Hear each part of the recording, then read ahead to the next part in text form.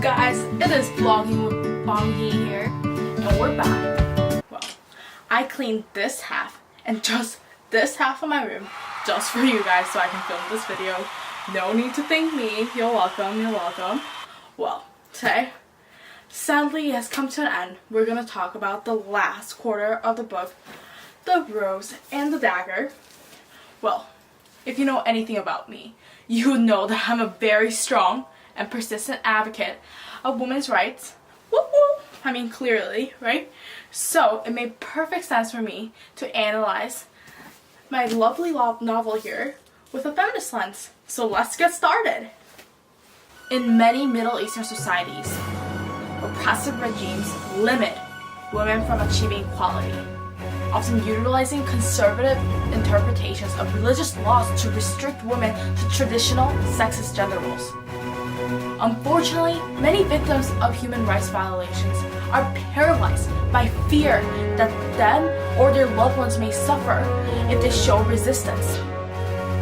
However, in the novel The Rose and the Dagger, Renee Adihye not only illustrates the problems of sexism routinely faced by women in Middle Eastern society, but also highlight how female characters defy and ultimately defeat the misogynistic values. Throughout the story, Adihye emphasizes the agony of being a female in a male-dominated world. Foremost, under the patriarchy, women are objectified as eye candies for men. I mean, although Shahrazad was the Khalifa, the queen of Khorasan, the soldiers displayed their utter disrespect for her by simply eyeing her chest. While none of the soldiers were outright rude to her, she did notice a certain sort of amusement ripple through the throng when one nearest to Shahrazad, a young man with a scar slanted across his nose, leaned down at her chest as she bent down to take a seat. Unfortunately, this type of behavior is not a rare occurrence in a phallocentric world. I mean, do you remember the President of the United States? To quote him, he stated, proudly by the way, "Grab them, the women, by the pussy."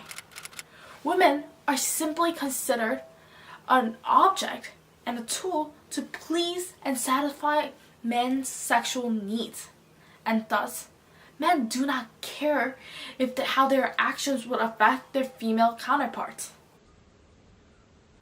Furthermore, the doctrine of separate spheres excludes women from nearly all realm of politics.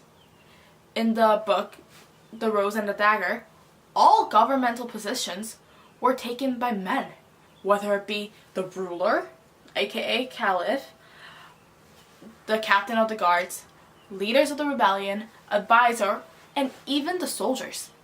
On the other hand, all domesticated positions, such as maid, were forced upon female characters, limiting them to household duties. Few of these characters attempted to break free from this patriarchal gender roles. The society scrutinized their behavior. For instance, Shahrazad was harshly criticized by her father for wanting her to decide her own future. I mean, is that a crime? I have allowed you a great deal of freedom, daughter. Perhaps I have allowed you too much. Clearly, there is a double standard here between men and women. If a son had decided to take a more dominant role in his life, the society would have praised him. However, because Shahrazad is a woman, the society labeled her as bossy and not disciplined. Ultimately, in a misogynistic world, men believe that they're the rulers of the universe, displaying complete inconsideration for their female counterparts. Their unwillingness to share power is the perpetrator behind centuries of female oppression. However, Adihye also illuminates the intelligence and wise actions of female characters as they challenge the oppressive values. Throughout the story, Shahrazad, Ursa, Despina, and Yasmin bond over the lack of autonomy that they have over their own lives, quickly strengthening their relationship with a bond of sisterhood. Instead of fighting against each other for insignificant problems, they decided to unite and work together, and the results were incredible.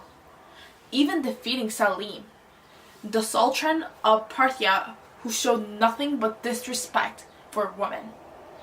And because of his demise, Yasmin, who is a female, was able to come to the throne.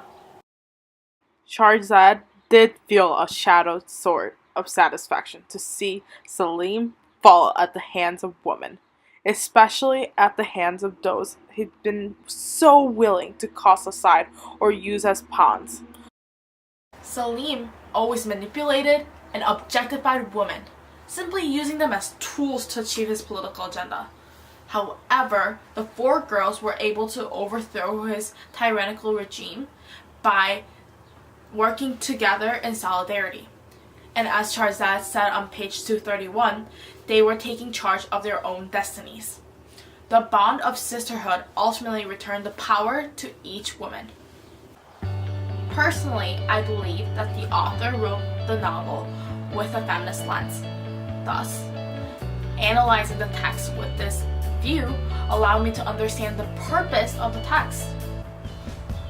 As Rose and the Dagger captures a love story in a world of fantasy, the targeted audience is young girls. So by including the element of patriarchy, Adie is letting us know that sexism still exists within our world and is a crisis that needs to be solved. However, she gives us a solution to solve this problem, which is the purpose of this text. She's saying that with sisterhood, by supporting one another, we can eradicate oppression and sexism within our society. So I definitely recommend this book to anyone. It is very easy read, and it also teaches us life lessons that we need to carry as young women entering the adult world. Thank you so much for watching!